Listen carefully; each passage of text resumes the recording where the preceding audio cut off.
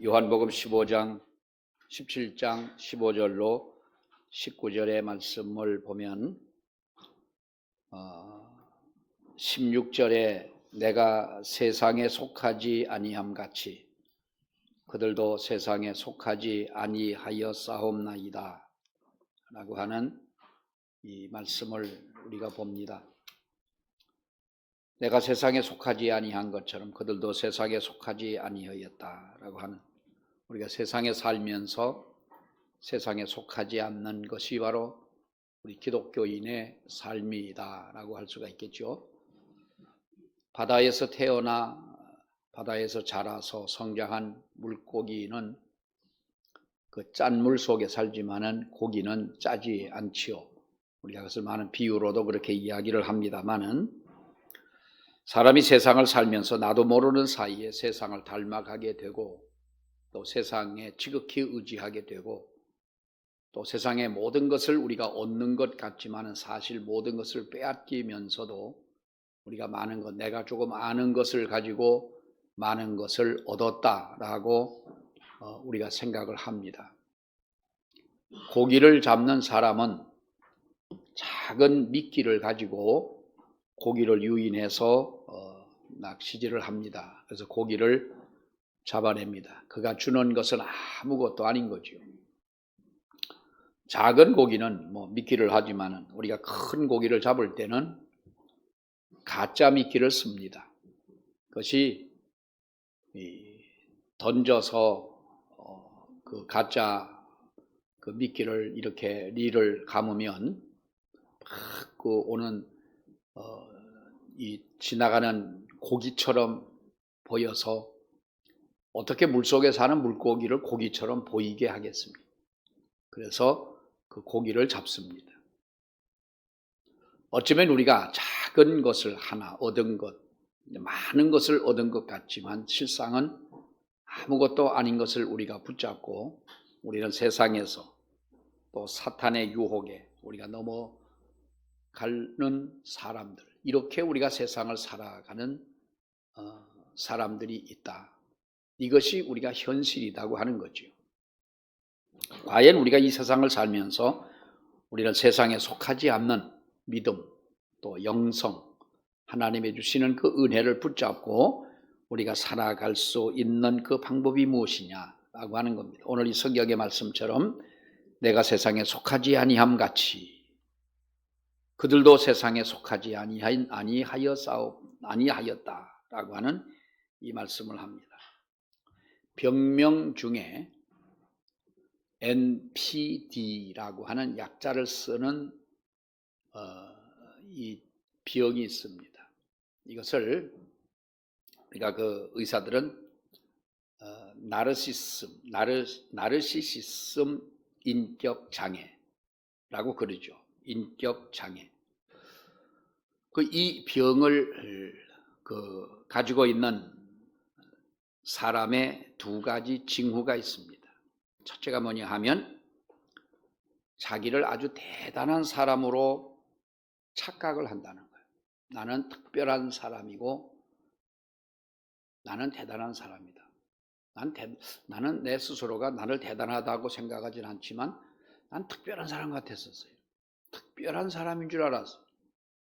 근데 이것이 하나의 우리가 어떤 그 인격 장애, 나르시시즘의 어떤 징후 중에 하나가 그렇다는 거예요. 내가 하는 생각, 내가 하는 말, 내가 판단한 것, 이것은 완전한 것이고 남보다 우월한 것이고 옳은 것이다 라고 생각을 하는 거예요.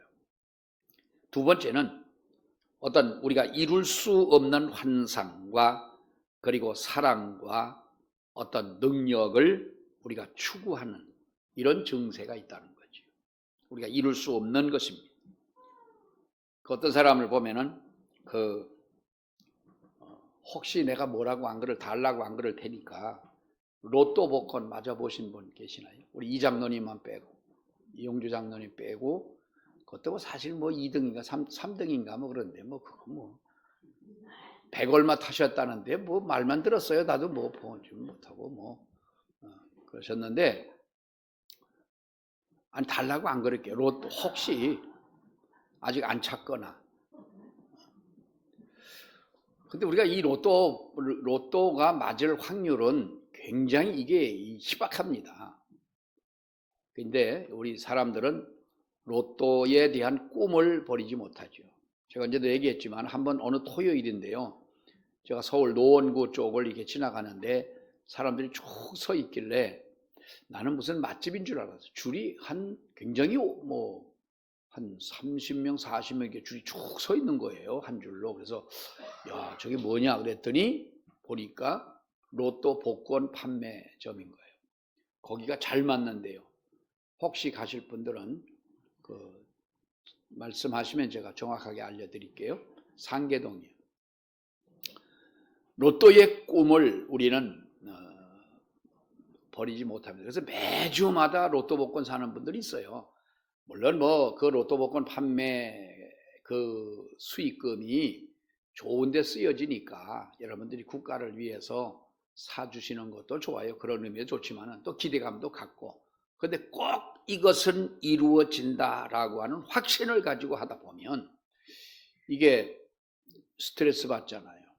돈은 돈대로 쓰고 스트레스로 받고, 그러니까 이것은 안 되겠지만 어떤 이룰 수 없는 환상, 그리고 사랑, 또 능력, 이런 것을 우리가 추구하는 바로 이와 같은 하나의 징후를 가지게 된다라고 하는 것인데, 문제는 이 장애, 나르시시즘이라고 하는 이 인격 장애를 겪고 있는 사람이 소수의 사람이 아니라 사회 전체라고 하면은 좀 무리겠지만은 많은 사람들이 바로 이러한 인격적 장애를 가지고 살아가고 있다.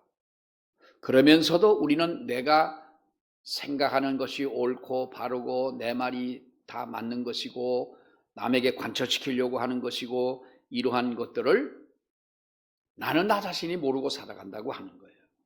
이 나르시시즘이라고 하는 것은 여러분 나르시스라고 하는 말 들어보셨죠? 나르키소스라고도 그럽니다만 이 나르시스라고 하는 이름을 가진 헬라 신에서 유래한 말이 바로 나르시시즘이라고 하는 것인데, 이 나르시스라고 하는 이 신인데 얼마나 잘생겼느냐 하면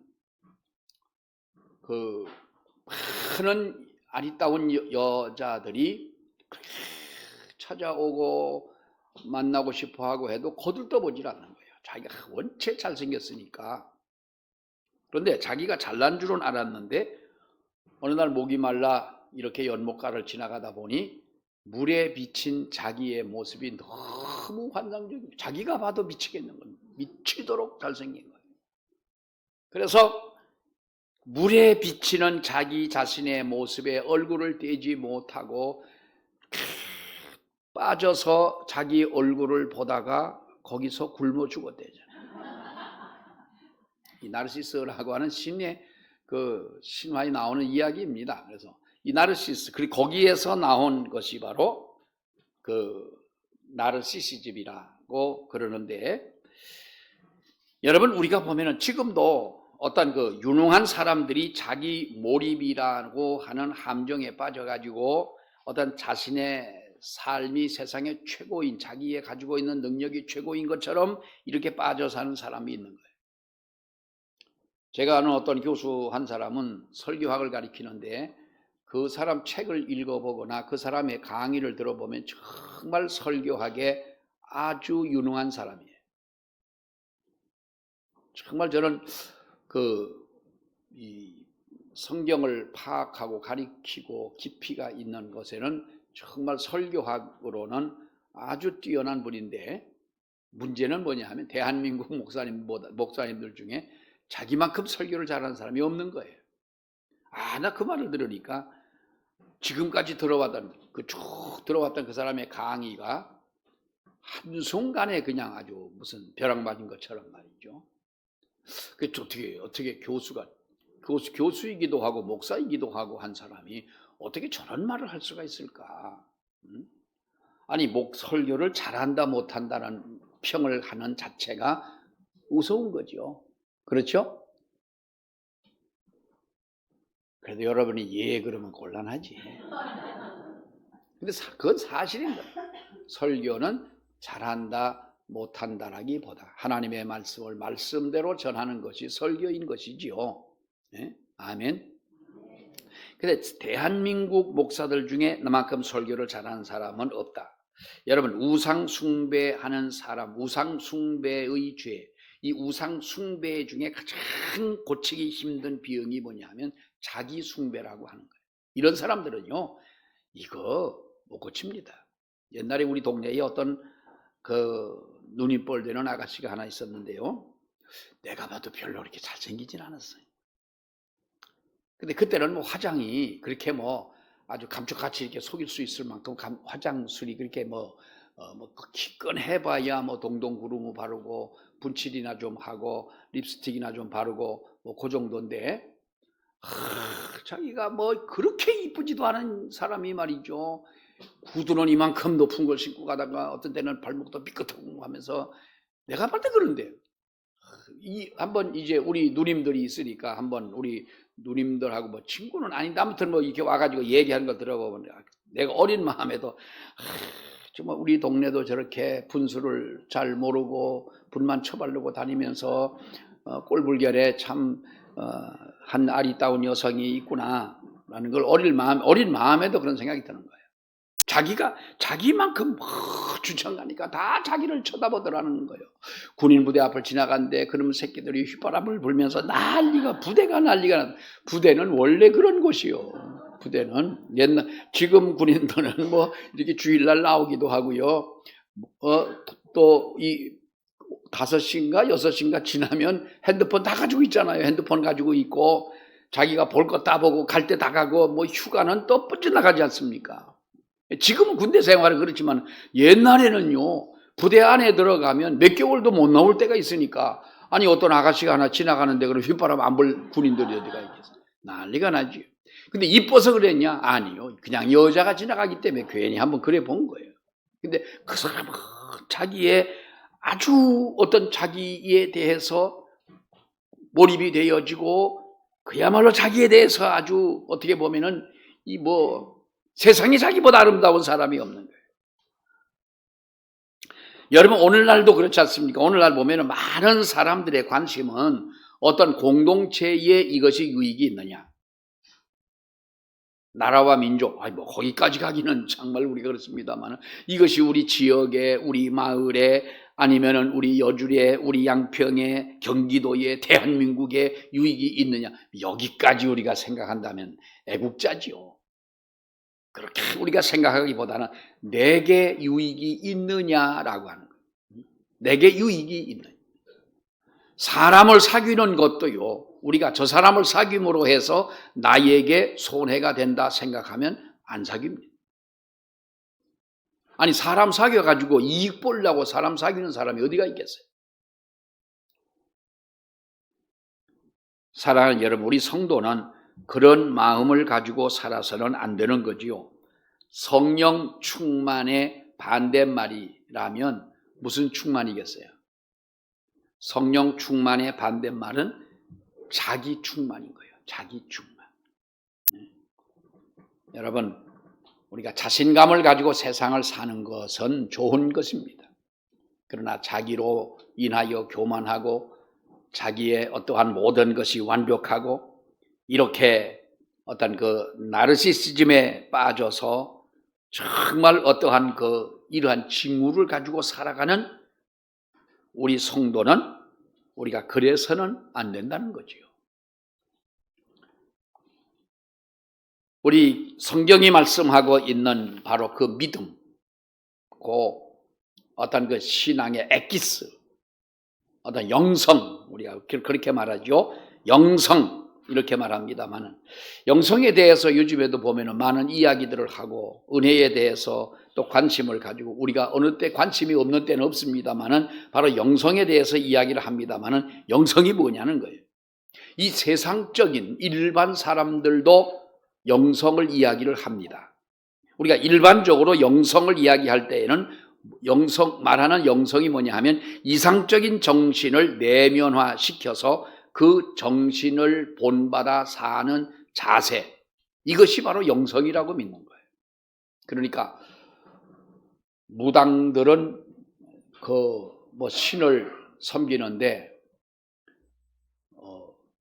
무당 우리 굿당을 이렇게 만들어 놓고 거기다가 이제 무슨 그림을 갖다 붙여 놓잖아요. 그런데 거기 보면 어떤 사람은 강감찬 장군의 그 신이라는 거예요. 강감찬 장군의 신, 김유신 장군의 영,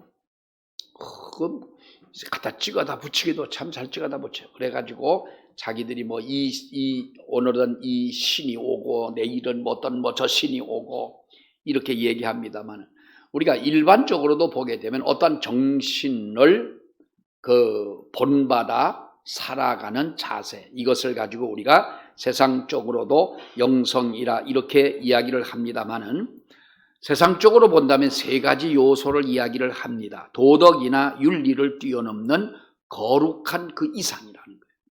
거룩한 이상.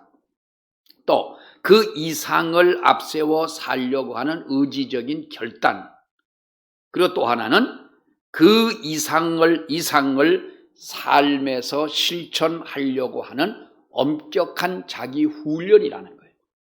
그러니까 거룩한 이상, 의지적인 결단, 그리고 엄격한 자기 훈련을 통해서 바로 이렇게 살아가는, 어떠한 정신을 본받아 살아가는 이것을 그들도 영성이라고 한다. 의지, 이렇게 얘기합니다만, 여러분, 우리가 세상이 말하고 있는 이 영성과 우리가 말하는 영성은 다르지요. 이렇게 어떤 정신을 본받아 살려고 하는 것이 일반적으로 얘기하는 것이라면, 기독교, 우리가 말하는 영성은 여러분 무엇입니까? 하나님의 성품을 내 속에서 이루고 주님의 삶을 본받아 살려고 하는 것, 이것이 바로 우리가 말하는 영성 아닙니까? 하나님의 성품을 내 속에서 이룬다는 거예요. 내가 하나님의 그 거룩함을 본받는다는 거예요. 나도 하나님의 은혜로 눈에 보이지는 아니하지만은 조금씩 변화가 되고 달라지고 거룩해지는 그 모양으로 우리가 나아가게 된다고 하는 거예요. 여러분들이 집에다가 곡식을 심고 꽃을 심어 놓으면 그것을 카메라로 이렇게 쭉 자라는 것을 연속으로 찍어 놓으면, 우리가 그 TV 같은 데서 보면 콩을 심었는데 이 콩이 쑥 올라와 가지고 막 이렇게 자라잖아요. 연속으로 찍어 놓으면. 그렇지만 우리가 눈으로 볼 때는 보입니까? 안 보입니까? 언젠가 보면 모를 심어 놨는데 이렇게 물에 찰랑찰랑 보일락 말락 하다가 며칠 있다가 가보면 발목에 올라왔어요. 근데 보이지는 않아요. 우리 그 장장로님 늘 논에 가서 저녁 8시 반까지 일하시는데요. 그렇죠, 권사님? 8시 반에, 지난번에 8시 반도 넘었는데 왔는데 그때까지도 장로님은 안 보이고 차만 보이더라고. 그러니 장로님이 그 논에 계시겠지. 아무리 봐도 눈에는 보이지 않지만은 이제 어느 때인가는 숙이면 내 등도 보이지 않을 만큼 금방 올라와 커지는 거예요. 조금 있다 보면 열매를 맺고 또 곡식이 연글고 그러지 않습니까? 이렇게 자라는 것처럼 우리의 마음속에 믿음을 이렇게 자라야 되는 거예요. 쑥 어느 날 자랐다가 그대로 멈춰서 있으면 이것은 여러분 건강한 믿음이 될 수가 없습니다. 조금씩 우리의 마음속에 하나님의 성품을 내 속에 이룬다고 하는 것, 주님의 거룩한 그 성품을 내가 닮아간다고 하는 것은 눈에 보이지 않습니다. 성경이 말하는 것처럼 바람이 불되 어디서 와서 어디로 가는지 알지 못하는 것처럼 우리가 내 마음 속에, 우리의 심령 속에 이렇게 영성은 성장해야 되고, 마지막 때에 하나님 앞에 설 그날까지 우리 믿음은 늘 자라는 믿음이 되어져야 한다는 거지요. 세상에서 말씀하고 있는 영성이라고 하는 것은 인간의 주체적인 어떤 결단, 그리고 훈련에 의한 어떤 인본주의적인 이것을 가지고 영성이다 이렇게 이야기를 한다면, 우리의 말하는 영성은 성령이 주체가 되어 생기는 성령의 열매이고, 우리가 살아계신 우리 예수 그리스도의 그 인격을 담는 삶의 과정이라는 거예요.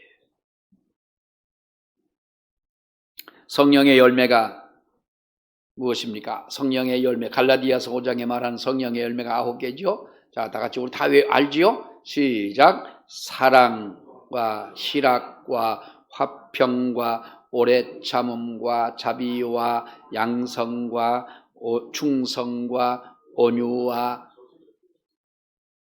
어떻게 9가지를 다 아셔요? 자, 그런데 여러분, 우리가 이걸 보면 사랑과 희락과 화평이라고 하는 것, 또 오래 참음과 자비와 양선, 충성과 온유와 절제. 우리 그 성경학자들은 그렇게 이야기를 합니다. 사랑과 희락과 화평은 하나님과의 관계 속에서 이루어지는 것이라는 거예요. 하나님이 내게 주신 사랑도 희락도 화평도, 이것이 성령의 열매이고 하나님의 은혜이고 하나님과의 관계 속에서 온전한 관계가 이루어졌을 때에 우리에게 이룰 수 있는 하나님과의 관계의 어떻게 보면 완성품인 거예요.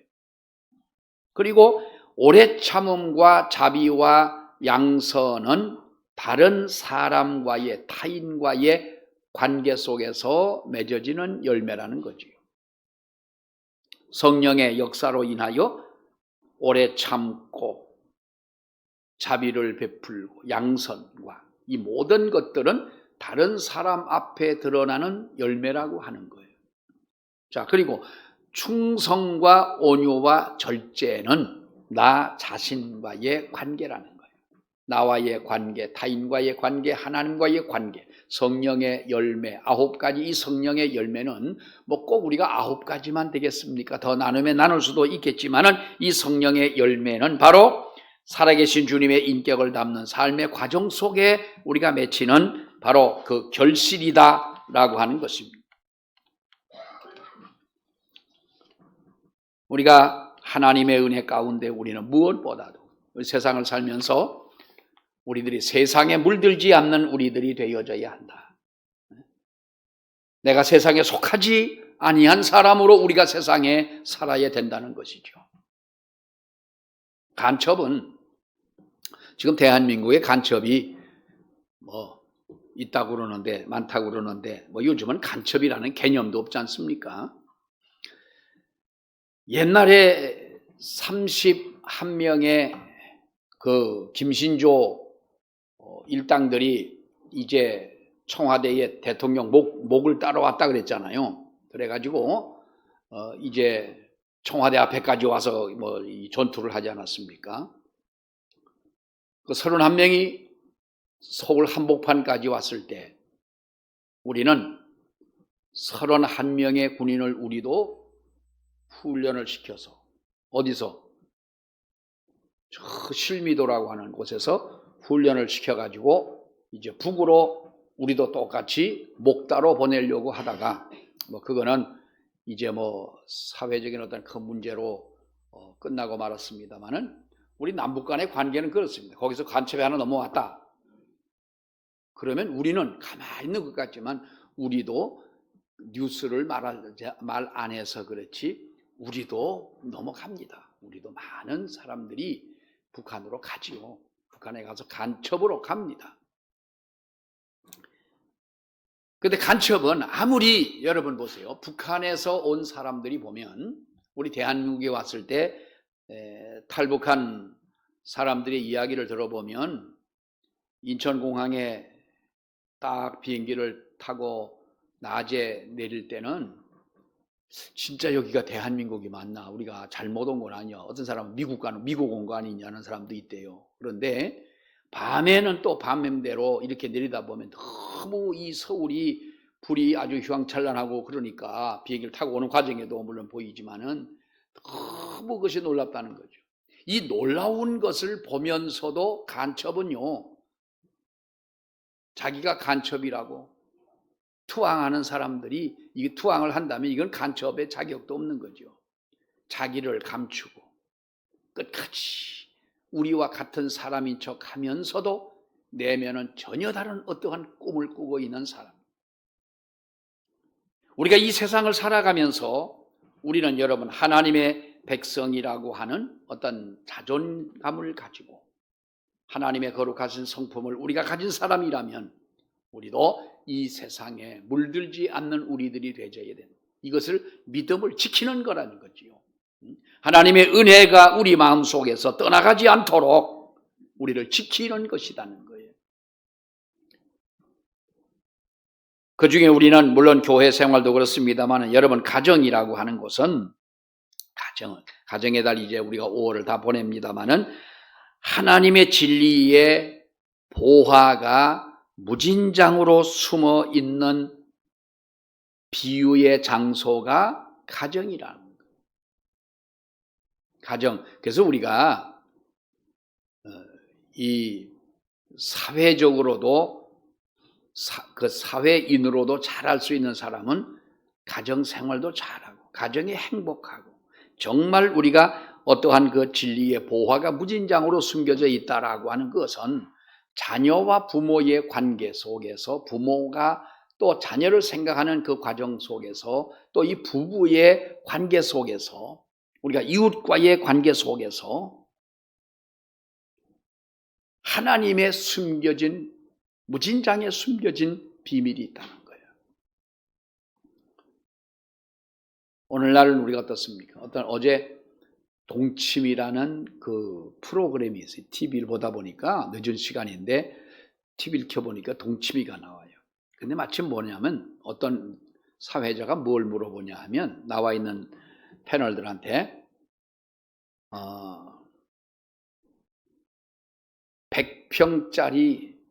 100억짜리 저택에 혼자 살래냐 아니면 단칸방에 가족들하고 함께 사는 게 좋으냐 그래서 그거를 물어보더라고. 100억짜리 대저택에 혼자 사는 게 좋을까요? 아니면 단칸방에서 그저 부대끼며 이렇게 사는 게 좋을까요?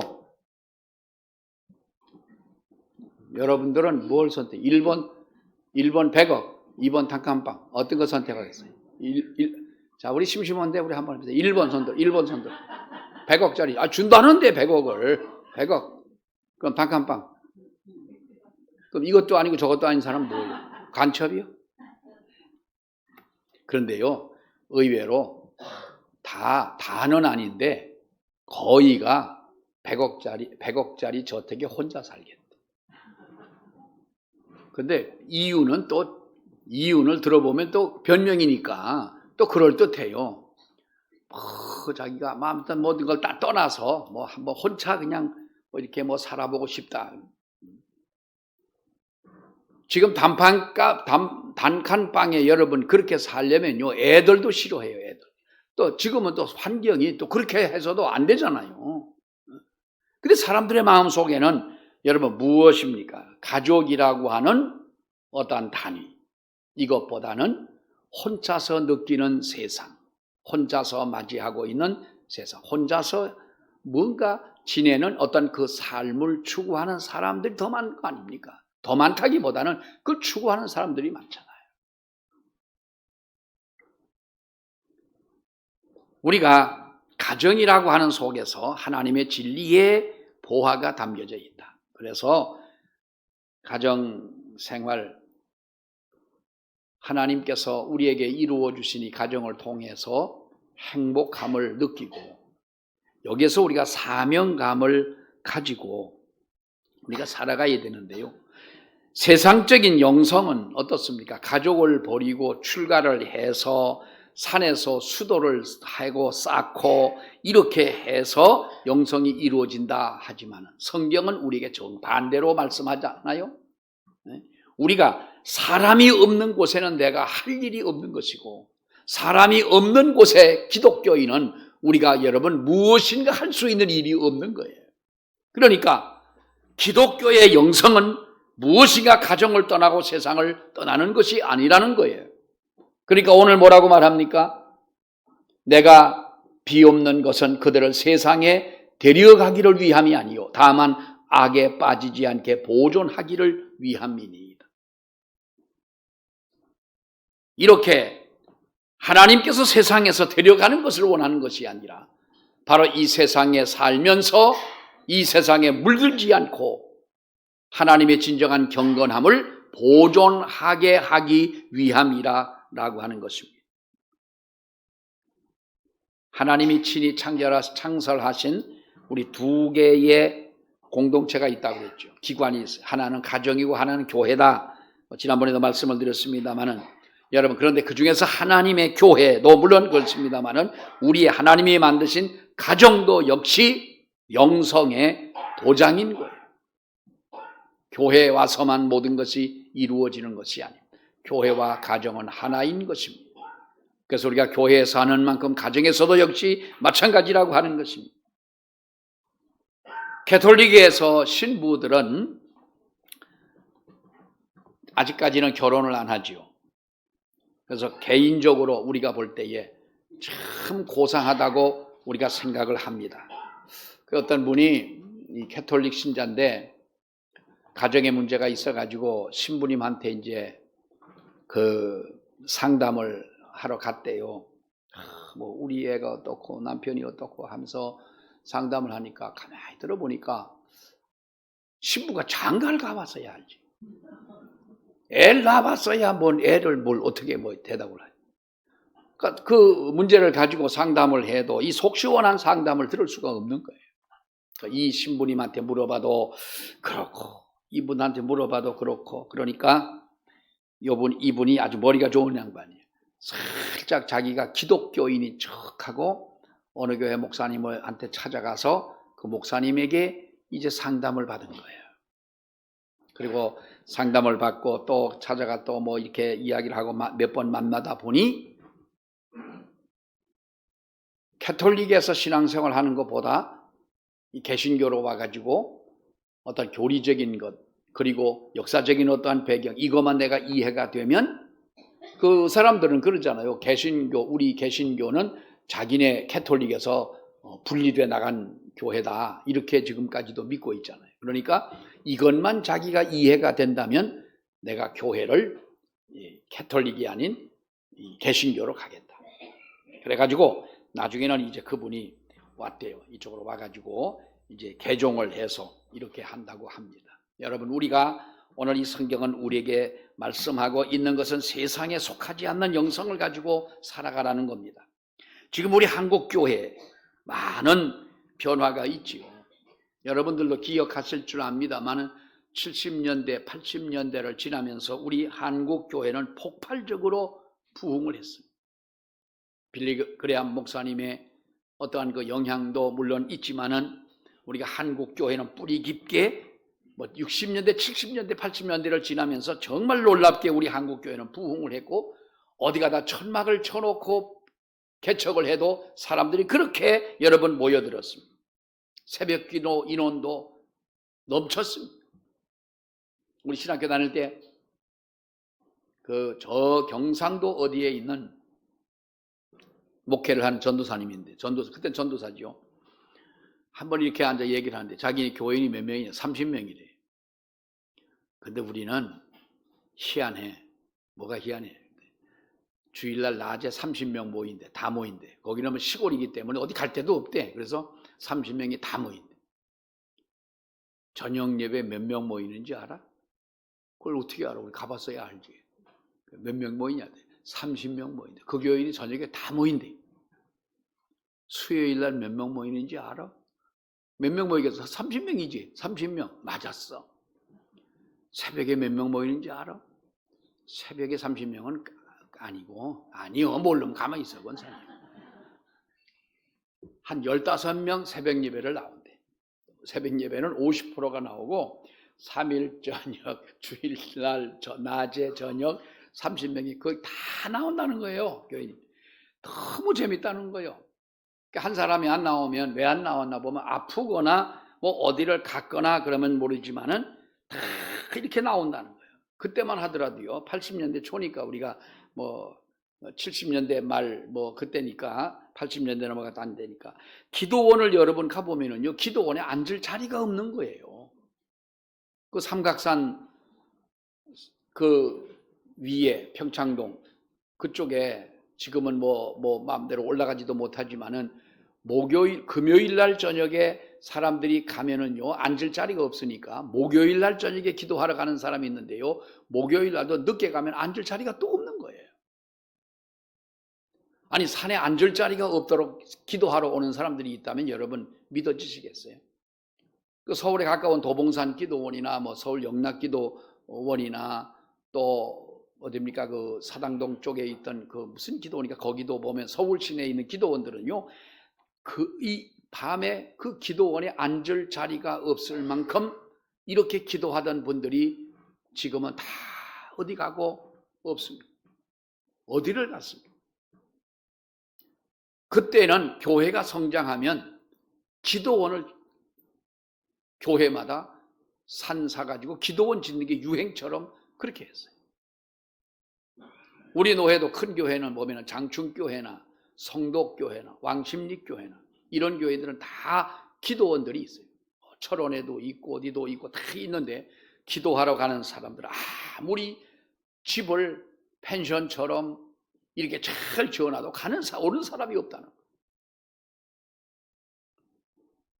이것이 오늘날의 변화가 아닙니다. 그때는 교회를 다니는 사람들은 교회가 지역의 희망이었고, 교회를 다니는 성도들이 여러분 모든 사람들에게 의지할 수 있는 그런 사람들이었어요. 그런데 지금 우리 교회의 모습은 지금 어떻습니까? 이때 우리는 어떻게 해야 되느냐라고 하는 거예요. 하나님의 성령의 은혜로 기독교의 영성을 가진 사람들이 많이 일어나야 되는 줄로 믿습니다. 우리는 경건한 영성을 가지고 우리가 세상에 나아가야 됩니다. 그리고 우리가 세상을 변화시킨다고 하는 아주 거대한 꿈을 이루기보다는 우리가 정말로 내가 만나는 한 사람에게 뭔가 감동을 줄 수 있는 바로 그러한 우리들이 되어야 한다는 거죠. 이것이 하나님이 우리에게 부탁하신 일 아니겠습니까? 어느 책에 이렇게 이야기합니다. 예수님이 승천을 할 때에 천사가 예수님에게 물었습니다. 예수님, 모든 사역을 다 끝내고 이제 하늘나라로 올라가시는데 당신이 가르친 진리를 세상에 전파를 잘 하기 위해서, 계속하기 위해서 어떤 계획을 세워놓으셨냐? 천사가 예수님에게 물었대요. 그러니까 예수님이 걱정하지 마라. 아버지의 뜻을 행하도록 내가 몇 명의 어부들과 세리들을 내가 세워놨다. 제자들을 세워놨다. 그랬습니다. 그러니까 천사가 예수님에게 말했어요. 그럼 다른 계획은 없나요?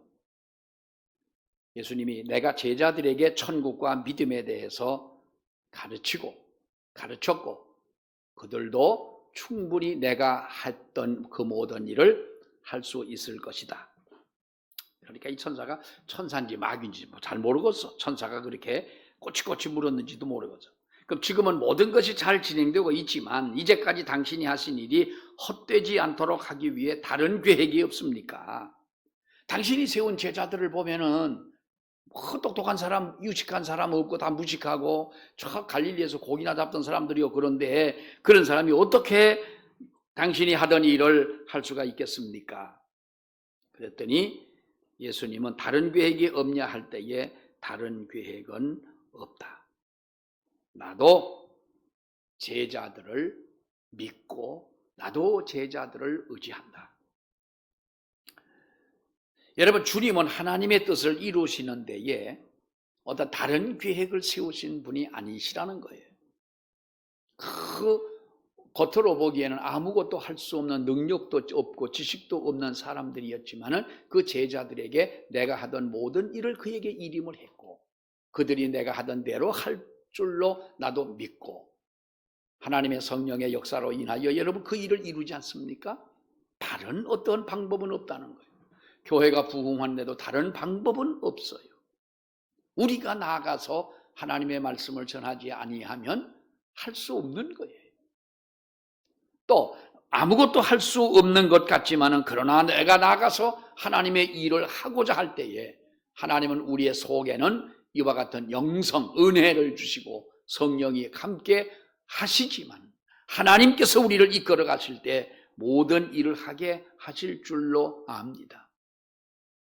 여러분, 죽은 고기는 아무리 큰 고기라 할지라도 배를 하늘로 뒤집고 물로 떠내려갈 수밖에 없지만 살아있는 고기는 작은 송사리 새끼라도 거친 물살을 뚫고 여러분 올라가지 않습니까? 저 강릉이 아니고 정선 동강에서 고기를 잡는 어떤 분을 한번 만났습니다. 근데 그분이 고기를 잡아가지고 거기에서 동강에서 잡은 고기를 가지고 매운탕집을 하는 분인데 그분의 말은 100% 좀 신뢰하기는 좀 어려운데 장마가 지면은 엄청나게 물이 많이 내려가잖아요. 동강에 물이 많이 내려가는데 한번 이렇게 나가봤더니 고기들이 물에 떠내려갈 수밖에 없는데 고기가 버들잎을 물고 있는 고기를 봤대. 자기가 안 떠내려가려고. 이건 믿거나 말거나. 근데 날 보고 뭐라고 하진 마세요. 그 정선에 매운탕 하는 그 사람이 그랬다니까. 그렇게 떠내려가지 않으려고 버들잎을 물고 있다. 나는 그런 고기가 진짜 있는지 아무튼 재밌게 들었어요. 그래서 매운탕 먹으면서 재밌게 듣고 왔는데요. 살아있는 사람은 살아있는 증거가 있어야 돼요. 믿음으로 사는 사람은 세상에 속하지 않는 그 증거를 가지고 우리가 살아가야 되는 줄로 믿습니다. 기도하겠습니다. 하나님 아버지 은혜를 감사합니다. 내가 세상에 속하지 아니함 같이 그들도 세상에 속하지 아니하였다고 말씀하신 하나님, 진리로 우리를 거룩하게 하셔서 하나님의 진리의 말씀을 붙잡고 살아갈 수 있도록 인도하시고 예수님이 이 땅에 계실 때에 하셨던 모든 그 사역을 세상에 물들지 않는 주의 백성들을 통하여 또한 이루어 가시는 하나님을 찬양합니다. 아버지 하나님, 저희들도 이렇게 주님 앞에 부름을 받고 하나님의 백성으로 인침을 받고 하나님의 주시는 은혜 가운데 살아갈 수 있는 하나님의 자녀로 삼아 주셨사오니 주여 우리가 한 주간 동안 살아가는 속에서도 이 세상을 본받지 아니하고 아버지 주시는 은혜로 승리하며 사는 우리 모두가 되게 하여 주시옵소서. 예수님의 이름으로 기도하옵나이다. 아멘.